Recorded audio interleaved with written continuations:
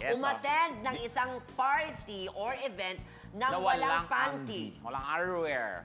Guilty or not guilty? Napapikit yung isa, guys. Guilty. Ay! Dalawang guilty! Isang not Hindi ko guilty. maisip kung bakit hindi nyo magawang mag-panty pumunta kayo ng party.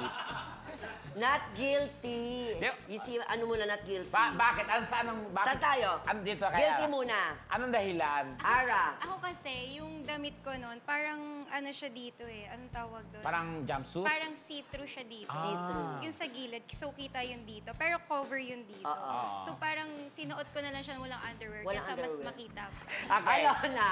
Ano siya, after ng shoot, ng taping. Ang- So, kala ko Nagtitape? naka-underwear ako. Huh? So, may plaster naman pa. Naka-plaster pa. Naka-plaster lang ako. Kala ko underwear ko na yun. Dahil minsan sa pagod natin, Ah. nakakalimutan na natin yung mga Tama. ganun-ganun, di Kasi ba? feeling ko may nakatakip pa rin eh. So, kala ko Kalupanti underwear ko yun. siya.